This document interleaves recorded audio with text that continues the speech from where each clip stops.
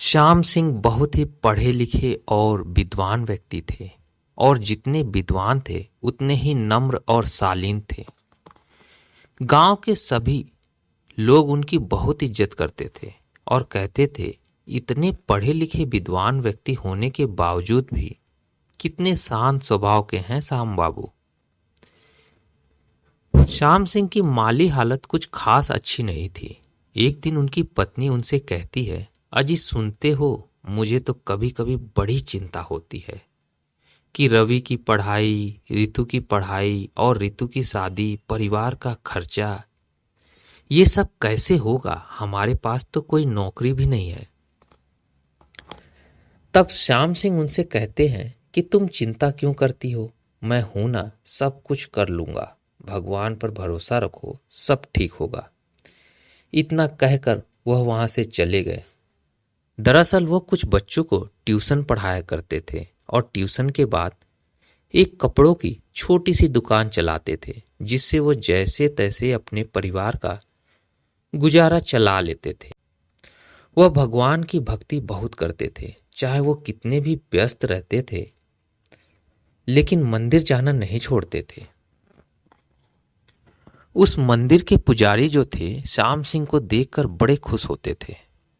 एक दिन श्याम सिंह अपनी पत्नी से कहते हैं, अरे रवि की माँ, सुनती हो। तब उनकी पत्नी ने उनसे कहा, जी कहिए क्या बात है। तब श्याम सिंह अपनी पत्नी से कहते हैं कि मुझे आज आने में जरा देर हो जाएगी। आज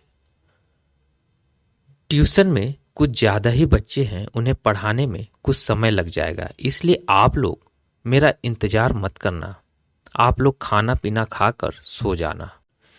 इतना कहकर वो अपने काम के लिए चल पड़े। जब शाम हो गई तो वो अपने घर को लौट रहे थे, तो रास्ते में उन्हें गांव के पुजारी जी ने रोक लिया और उनसे पुजारी जी ने कहा, अजी श्याम बाबू जरा रुकिए, आपसे कुछ जरूरी बात करनी थी। तब श्याम सिंह ने पुजारी जी के पास गए और पुजारी जी से कहते हैं, जी कहिए पुजारी जी, क्या बात करनी है। तो पुजारी जी ने कहा, अरे श्याम बाबू, आप तो देख ही रहे हैं, अब मैं बूढ़ा हो गया हूं, अब ज्यादा समय नहीं है मेरे पास। मैं आपको इस मंदिर की जिम्मेदारी देना चाहता हूं। तब श्याम सिंह ने कहा, पर पंडित जी, मैं तो कोई पुजारी नहीं हूं और ना ही ब्राह्मण हूं, आप किसी पंडित जी को क्यों नहीं देखते इस काम के लिए। तब पुजारी जी ने कहा, श्याम बाबू, भले ही आप जन्म से पंडित नहीं हो, श्याम बाबू भले ही आप जन्म से पंडित नहीं हो, पर आप कर्म से पंडित हो, और ये बात मैं अपनी मर्जी से नहीं कह रहा हूं। गांव के सभी लोग भी यही चाहते हैं और मैंने गांव के सरपंच से बात कर ली है, आप मना मत करिए। तब श्याम सिंह ने कहा, जब आप सभी ने फैसला कर ही लिया है तो इसमें मुझे क्या आपत्ति हो सकती है, मुझे मंजूर है।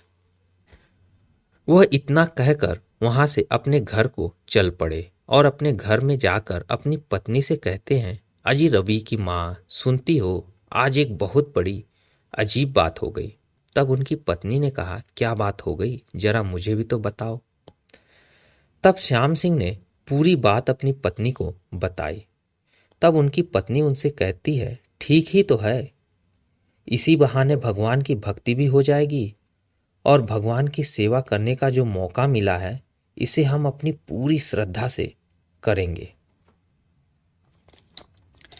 फिर दोनों खाना खाकर अपने कमरे में सोने चले गए। अगले दिन से श्याम सिंह भगवान की सेवा में रत रहने लगा। मंदिर के पुजारी उनकी इस सेवा भक्ति को देखकर बड़े प्रसन्न हो रहे थे और बड़े खुश थे कि उन्होंने एक सही व्यक्ति को मंदिर का कारोबार संभालने का काम दिया है। एक दिन मंदिर के पुजारी श्याम सिंह को अपने पास बुलाकर कहते हैं, श्याम बाबू, अब मैं बहुत बूढ़ा हो गया हूं, अब ज्यादा समय नहीं है मेरे पास और मेरे पास आपके लिए कुछ है।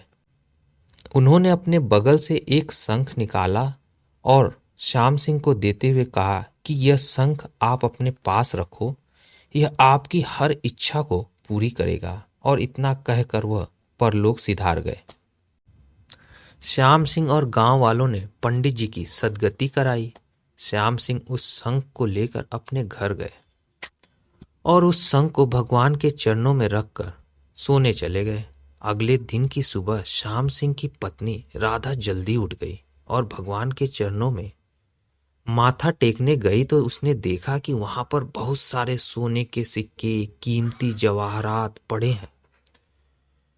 वह देखकर हैरान रह गई। उसने तुरंत श्याम सिंह को उठाया और दोनों मियाँ बीबी उतने ढेर सारे सोने के सिक्के और कीमती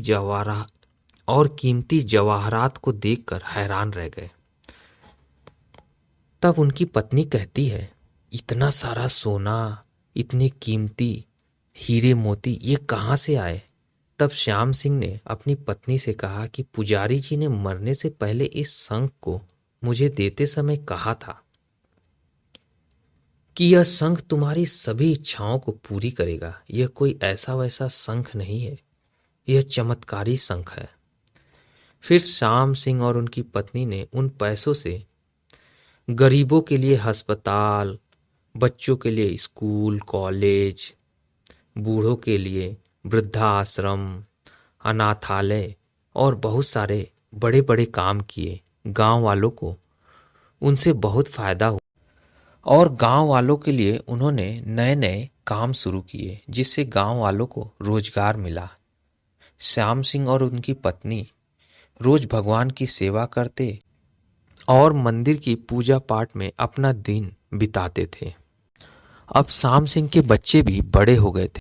रवि और रितु श्याम सिंह का सारा कारोबार देख रहे थे। इस तरह से वह लोग अपना जीवन खुशी खुशी बिताने लगे। तो यह थी कहानी भगवान की भक्ति और चमत्कारी शंख की। उम्मीद है दोस्तों कहानी आपको पसंद आई हो तो लाइक और सब्सक्राइब जरूर कीजिएगा। मिलते हैं अगली कहानी में, तब तक के लिए धन्यवाद।